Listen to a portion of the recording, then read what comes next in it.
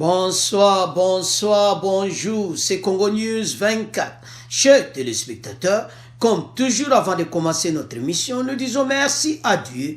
Nous disons merci à nos chers abonnés et téléspectateurs qui nous suivent partout dans le monde entier et en RDC. Chers téléspectateurs, soyez les bienvenus dans notre émission Autonalisaka ensemble la situation politique en RDC. Le loba point bandegonanga est vraiment ébélé. Alors, à la une, Kabila face aux hommes de Katumbi et Gabriel Congo. Alors là-bas, Wana est un premier point. Deuxième point, chers téléspectateurs. Interview live, il y a Jean-Marc Satchatenier, aux ambassadeurs européens na RDC. Bokoyoka message ne bandekonanga eza somme. Et puis tokoyoka intégralité, il y a un programme, il y a un nouveau gouvernement, il y a union sacrée. Alors, deuxième point, eza somme na coopération militaire, nandenge école de guerre au Salama l'année prochaine. Alors, deuxième point, eza vraiment la variété ébélée.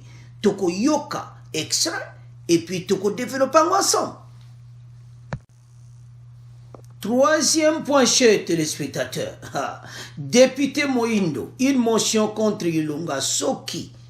Parce que Ilunga, pour le moment, a démissionné. Alors, au cas où Ilukamba refuse de démissionner, Moindo Nzangi promet une motion de censure contre sa déchéance et son gouvernement.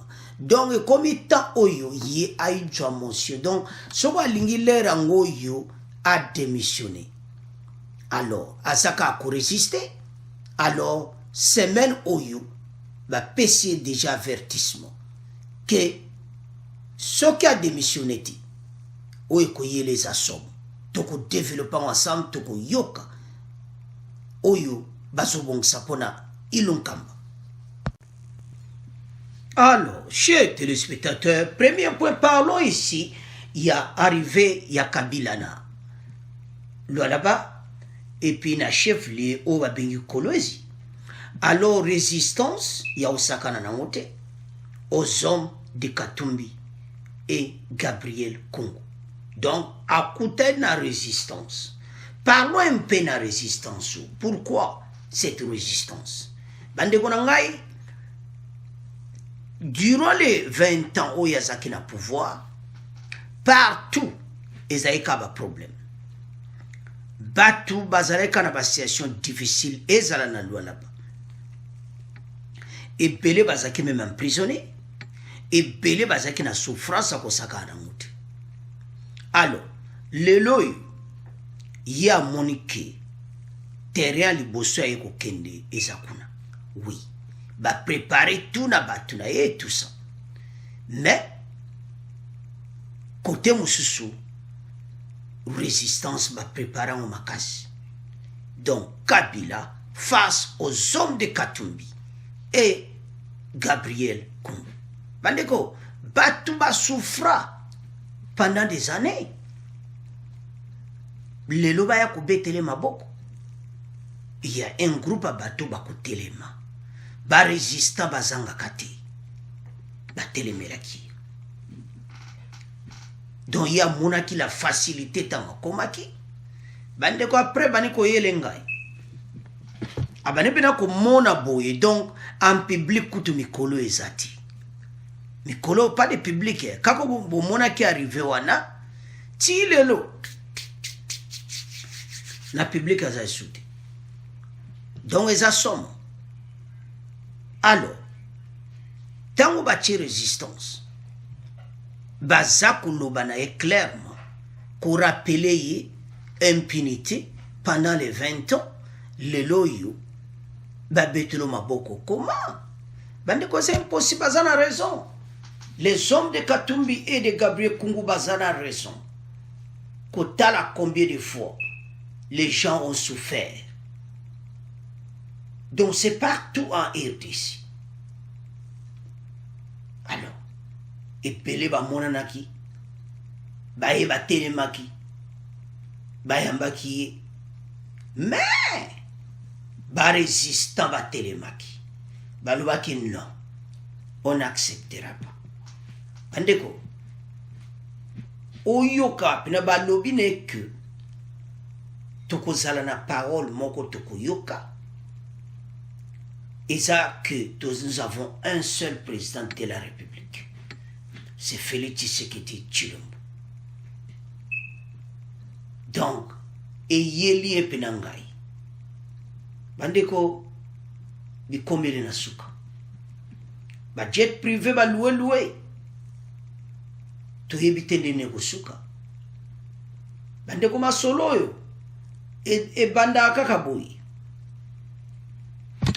to yo kaka boyi dans situation esilina yango bino bobo zo rêve botelema boko yoka na deuxième partie message Union européenne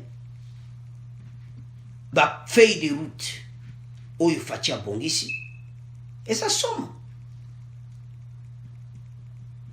mais tout ça na pont donc awa Kabila kansa eka que no premier junda mona nombre batu akansa ka masolo e continue nzo kande grande résistance ezakuya to batelemeli epenza ba ebisi ke awa tala oyo sala biso tala oyo sala peuple congolais tala oyo sala to batangieli ba problème nyonso tala impunity bandeko peuple congolais a souffrir et comme il t'a rappelé que tala ndenge peuple a nyokwamaki mais comme étant peuple congolais on a tellement agir alakisa mécontentement na bango epa ya Kabila balakisi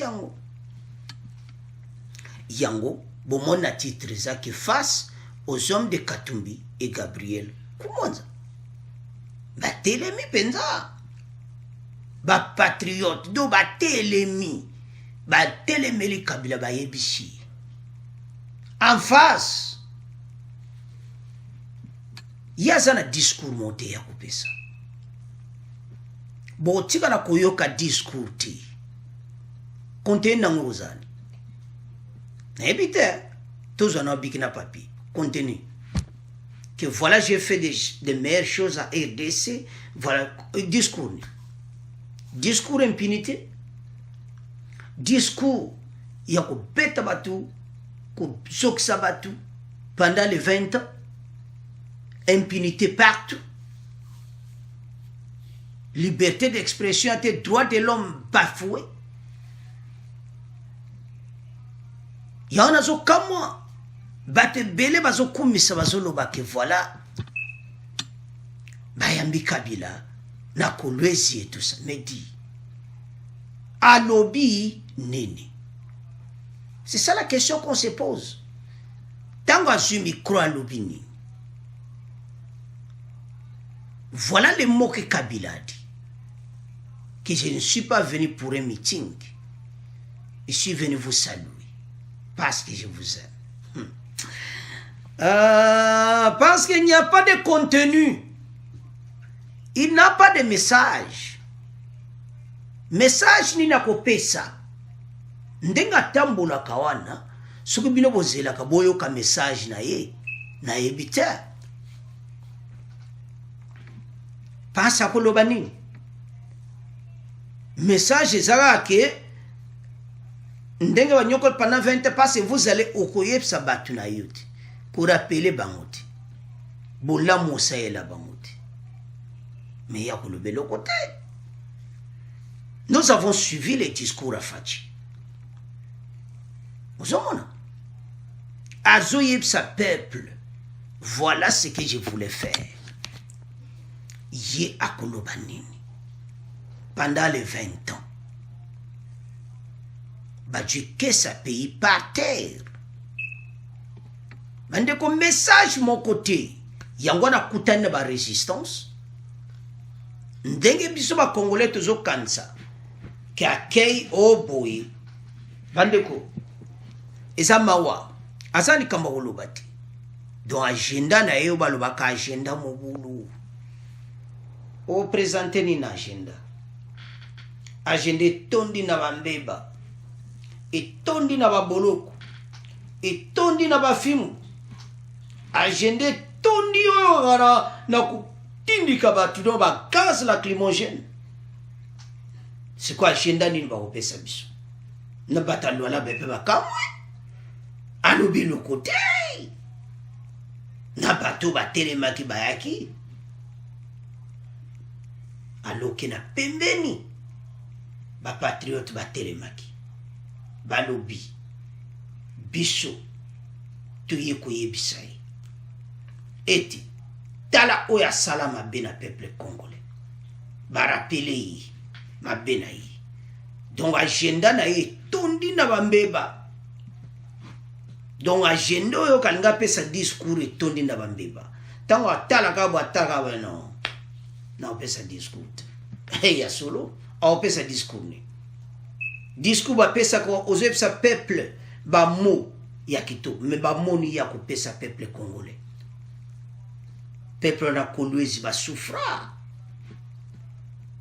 donc bango mo bakamwe mo kopesa eza te.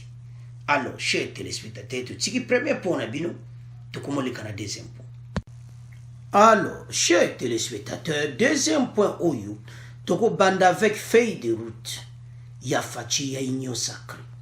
Après tokoya na message ya union européenne interview na bango ya Marc Chatini et puis tokoyoka ba message feuille de route oyo bandeko na ngai faci a présenté qui en devant le peuple congolais. Union sacrée bazana vision moko makasi pour payer que liboso mais et ça là qui bloqué na FCC.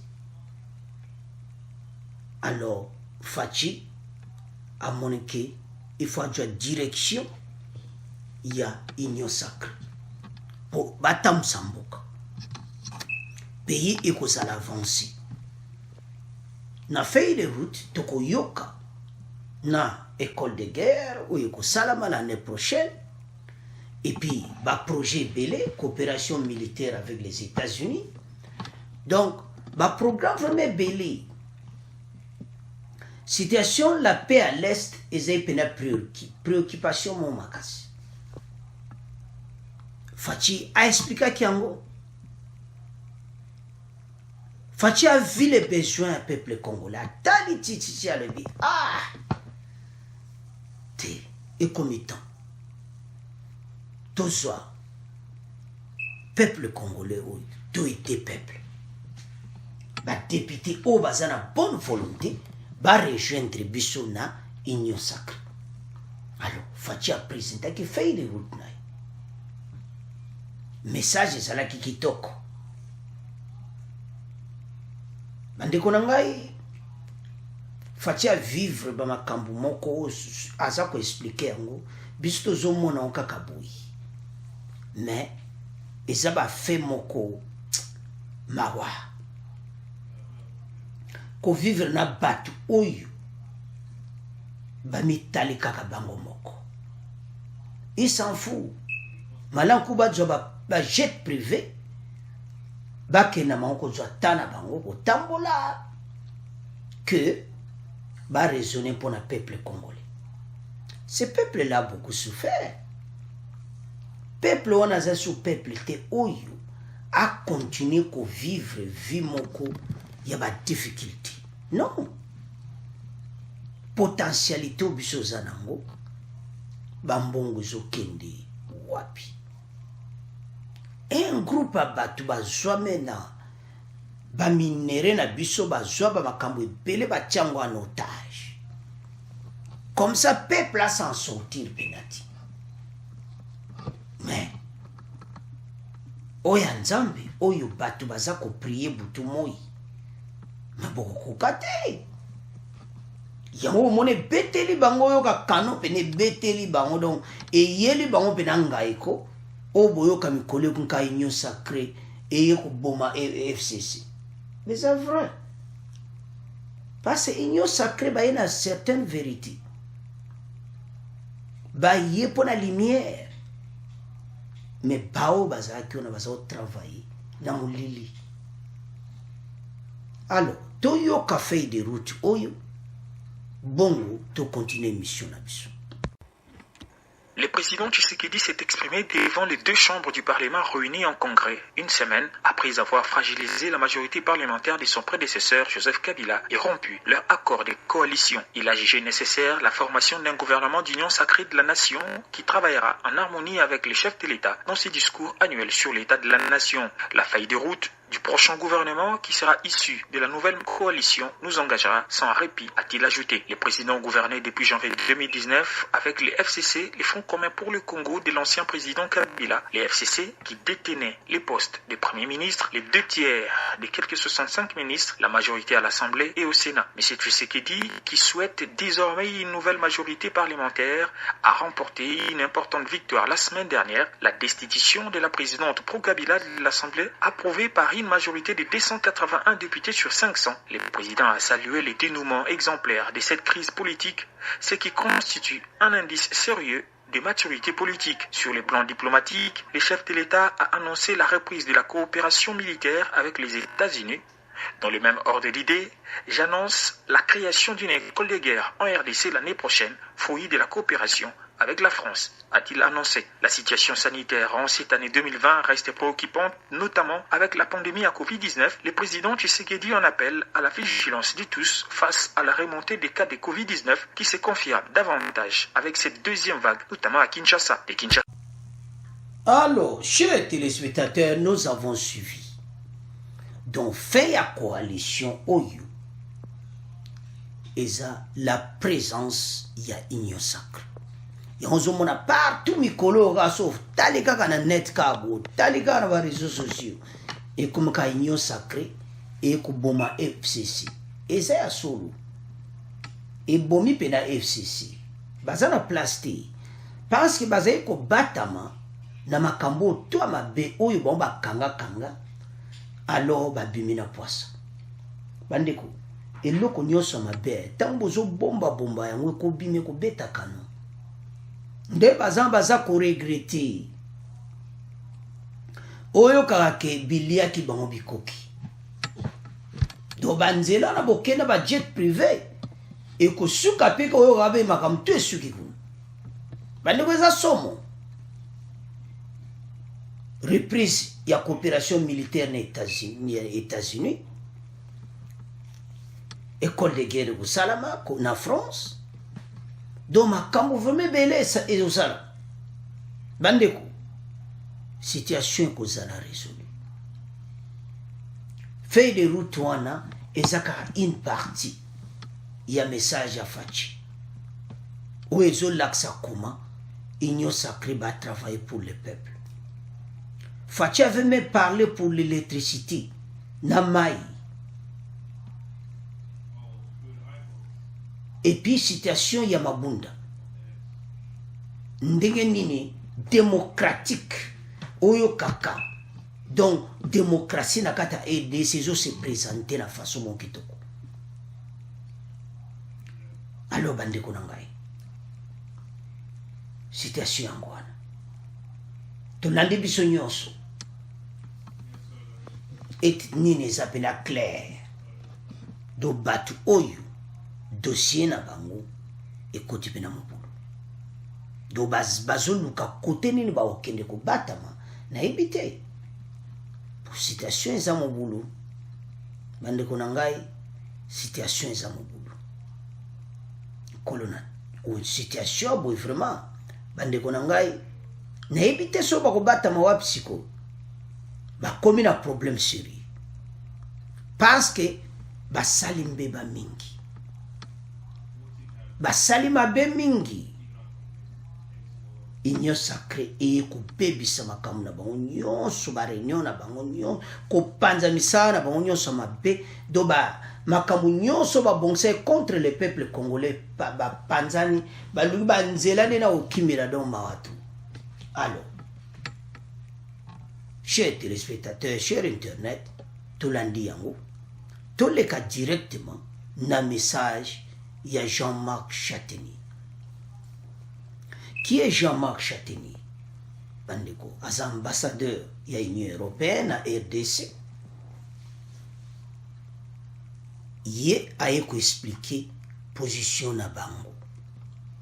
Akutana kina fachi.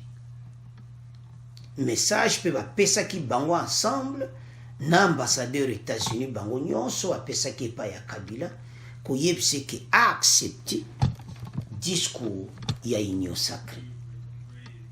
Donc message est clair que Kabila a accepté pour Kimia et Zala.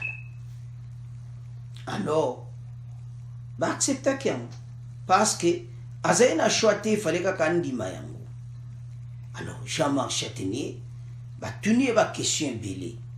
Alors la situation à Est et à RDC, insécurité. Alors makamou yenyo sacré. Ndeni ba réforme ezo salama na RDC bazako sepela ba réforme onyo so fatia zako sala parce bande konanga ba réforme oyo inyo sacré bazo présenter par peuple congolais pour l'état l'intérêt à peuple bango nyonso bazo sepela na kaka FCC nde bazai ko sepela ti mais bazana choiti ba esmonge fo bandima ki Union sacrée nzelo bazanango ezakitoko bandima kiango bazana choisi ils ont tout accepté parce qu'il faut pas accepter yango bande kuna ngai botala kaka bino moko comment et pas wapi to wuti botala ba humiliation fatia zwaki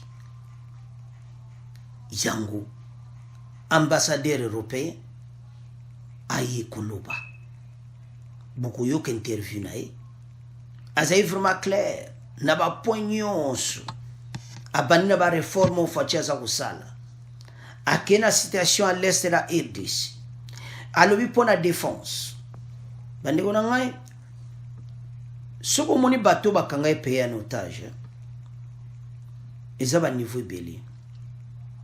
Bon comprendre que ministre de la défense bango batu basanango eloni a bien bako sala pour guerre wana esila parce que ministre de la défense a travailler pour l'intérêt du pays ko luka ba coopération partout mais biso za fatia zo sala kayango donc ministre bango de défense kuna kutazati to yokate ministre bango de défense yimoko aki ko senga aide militaire pour la situation wana ya est toyoka te na ebite et c'est toyoka vraiment que ngoi mokena o aza ministre de défense akenda pe asengi aide na pays boyi pour la situation à est de ça ici non donc ezo là ça clairement kuna bazati peuple congolais akufa nae bandeko na ngai bandeko ya Beni makambo kitoko eza kuya nzambe wana to continue ko prier nzambe wana pourtant boko landa Jean-Marc Châtaignier alobi na makambo ya bato bazaki na armée retour na bango et tout ça ba pensionné ba makambo ebele donc eza pena na ordre ti parce que ceux qui va comment qui na niveau tia ko kanga ba salaire ya ba soda somona quel esprit bazaki nango alors sans plus tarder to yoka interview à Jean-Marc Châtaignier bongo to continuer mission na biso. Monsieur Châtaignier, bonjour. Oui, bonjour. Vous avez été reçu par le chef de l'État aujourd'hui. De quoi il était question? Et nous avons abordé plusieurs sujets longtemps. D'abord, le premier message que je voulais lui porter au nom de l'Union européenne, c'est le soutien total que nous apportons au programme de réforme qui découle des consultations que lui-même a organisées.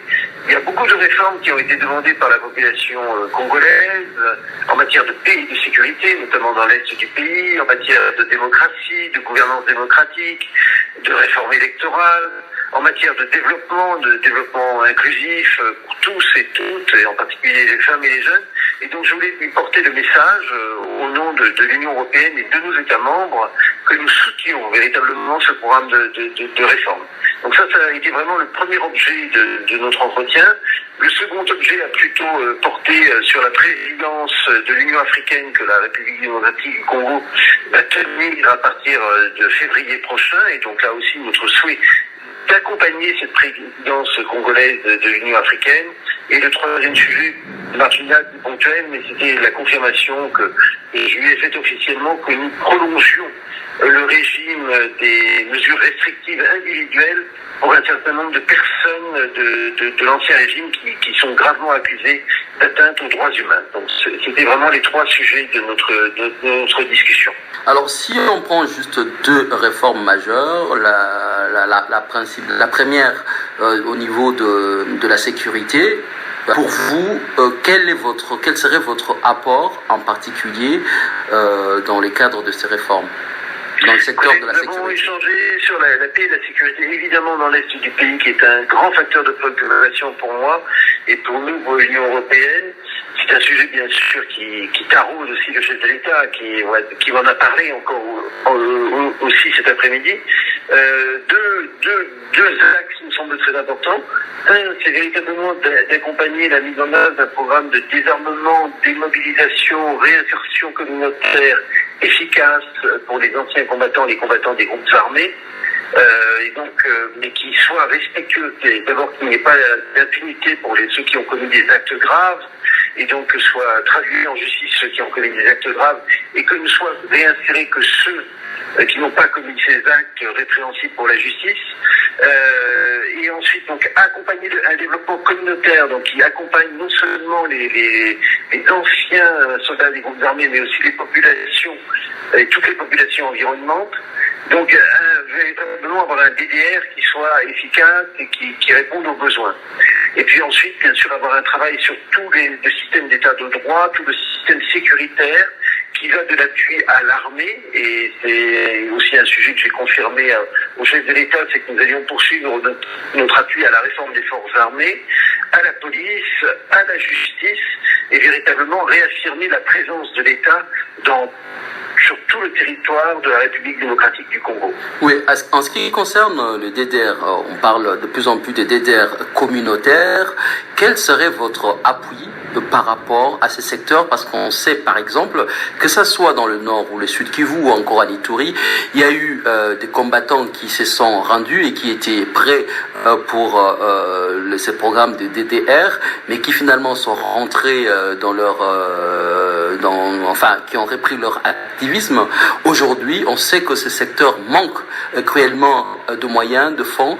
Comment vous pensez accompagner le gouvernement congolais dans ces secteurs de DDR communautaire? À partir du moment où les principes sont bien clairs, c'est-à-dire les principes de respect des états de droit que je vous citais tout à l'heure, qu'on ne réinsère pas n'importe qui et n'importe comment. Nous, l'Union européenne, comme d'autres partenaires d'ailleurs, comme la Banque mondiale ou d'autres partenaires comme le Royaume-Uni ou d'autres, nous sommes prêts à accompagner ce processus, nous serons prêts à le financer. Pour nous, il faut vraiment que les choses soient claires en termes d'organisation, de structure, que la redevabilité, que la ligne de direction soit claire. Une fois qu'elle est claire, et le chef de l'État me l'a confirmé, elle sera claire, nous pourrons appuyer véritablement un programme d'appui à ces mesures de DDR, effectivement communautaires et pas uniquement réservées aux ex-combattants. Alors, chers téléspectateurs, nous avons suivi Jean-Marc Chatini, ambassadeur européen en RDC. Donc, a expliqué comment baza ko supporter ba réforme bande bona ngai makambo eze bele oyo bato baza sima ya fachi. Donc bato ya FCC kolongwa na bango baza na problème sérieux. parce que ebele baokanga kanga bango état de droit ekozala marche nde tolandi wana ebele baokanga kanga bango yango ozomona FCC baza kobanga moko akosakana nango te bazomona ke fin ya FCC ekoyela bango makambo ebele balukaki immunité parlementaire siko baza sous majorité te eza somo badossier ebele ekobima bandeko bato oyo batiki histoire moko ya mabe na pays bazwaki pays oyo bakomission lokola toloba nini eloko na bango bazwi yango mpe bakanga yango liboke donc bazogere yango wakongole na badifficulté na ye bango bazozwa bajet privé bazokende kotambola alors eza mawa bandeko na ngai komona combien de fois Congolais aza kolela mosu azovivre kana $1 na mokolo mais il y a un groupe d'individus bazwi paye en otage mais ntango ekoki nde bolandi Jean-Marc Chatini ete l'état de droit makambo impunité bakotala yango donc makambo ebele na bareforme nyonso baza koapuye yango bozomona baza kolengalenga FCC baza kobanga mabe bayebi ke ntango dossier oyo donc na ndenge situation ekomi bango baza esu na pouvoir te bamoni pene ke biso esili biso bakangakanga biso me bakanga bino te koma banbe bato bosalasala yango ozomona problème bango balingaki kotika te balingaki union sacrée esalama te vraiment pour un Congo fort, libre et prospère fatia ye na idée ya bien bango ntango kaka idée ebimi hey! Bakomi na kanda moko naramona kanda ndenge wana te nzoka nde kanda wana baza nango bazokanisa babime biso awa tosuka wapi bokosuka wapi tala gouvernement baokwesa yango gouvernement sika ekotambola tolandi wana na bafede yomo baza na problème sérieux bazoluka ndenge nini akoarrange yango comment tout est consommé bosali mabe Jean-Marc Chatini atangi bapoint ebele tala impunité tala bambeba esalami ta bato nde bazokufa na est bagroupe armé wana origine nango eza mawa alors situation eyebani nango bato basalaka bamakambo wana bagroupe armé eyebani nango yango ambassadeur européen Jean-Marc Chatini azaki clair na yango bandeko bato oyo bakomi na kobanga tolandi biso nyonso wana ke lokola baza esu na pouvoir te bazoyeba te place bakende kobatama kala te ekomi kaka konage don nde kosukela bango toyebi ta sauvetage don ozosenga me koto boye edenga boye me bakoyede okoma bonyokoli biso pendant 20 ans ekomi temps peuple congolais pe asepela alors bandeko na nga ekomi pasi ekomi difficile oza nzambe na bomoi makambo oyo nzambe mutasungi peuple congolais makambo oyo la présence ya nzambe aide makasi alors bato bakomi na fin bandeko na ngai donc Jean-Marc Chatini azaki clair alors tokomotika mpo na maboko na bino mpo toleka na point ya suka oyo ya premier ministre. Alors chers téléspectateurs, point oya suka eza somo député Moindo une motion contre Ilunga bandeko na ngai Ilunga azwaki déjà message na démission bandakala mais azo démissionné te alors eloko etikali azwa motion yango message au bapesi au cas où Ilunkamba refuse de démissionner, Moïndo Nzangi promet une motion de censure pour sa déchéance et son gouvernement. De éviter à résister Tikan. Naba ministre va péciper message naba. Julien Paluku, il est plus temps que pour le Premier ministre de démissionner. Donc, au moment donc bateau tout bazo quitter FCC bazo ibse que a démissionné parce que Julien Paluku bango ba quitter FCC bande kona ngai tant ba olo bana Ilunga démissionné eza pononera yemoko parce que tant e comme révocation eza bien te ponaye yazo mona kaka poste wana zara et le boni basal na pays depuis bazawana na pouvoir depuis gouvernement Ilunga et l'autre ebinini oh minembo oh caravane de paix to balongwa bango nyonso na baruberwa batwana to ba poste wana ba quitter gouvernement bandeko présence informateur makambo ko changer ebeli yomo ba congolais bazozela patiemment qui sera l'informateur bande ko kalate yamba osenga facha sala bimisela bise informateur masula bato esila baye baketana bango ekoki balongwa bakiti basale le côté na pays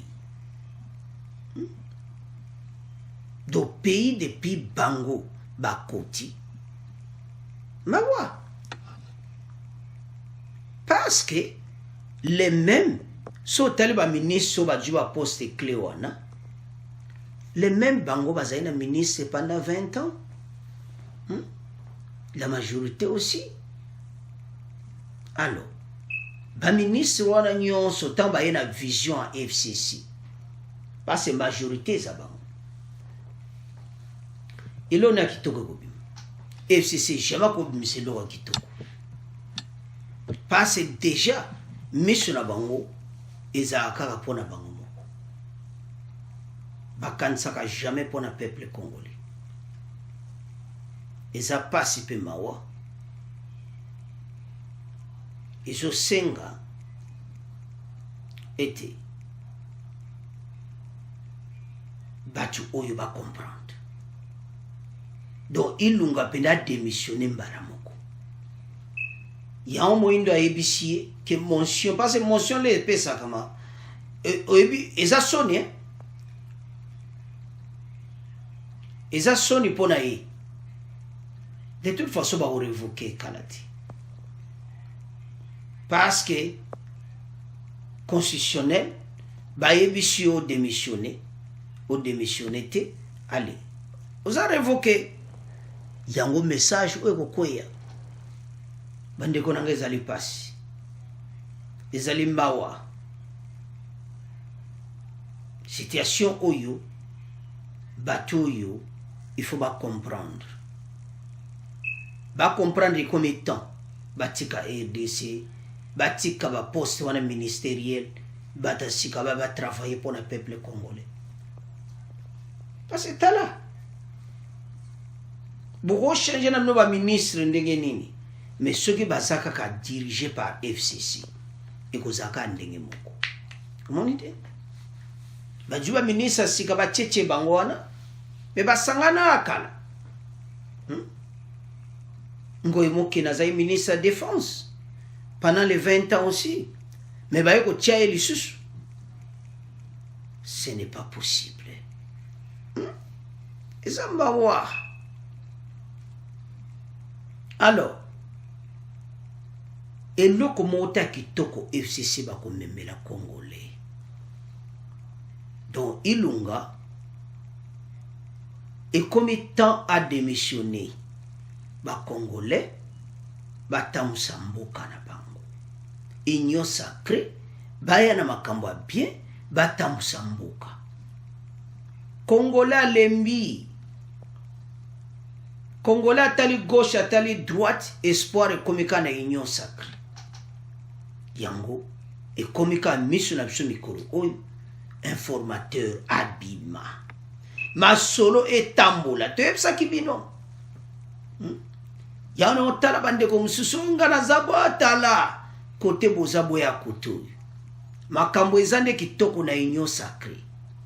Kote boza loba antukanga kote moete nga ifora katsanga. Katisa polera ngoyo po ekomaka na retard boîte ebandi kokende bokongo zinda. Alors arche bazokotsa bato mais bino bozo résister. Oh biso bato ya bui, oh biso elamuka ya bui botelema bandeko ba Congolais place bozali tozala sima ya président de la République.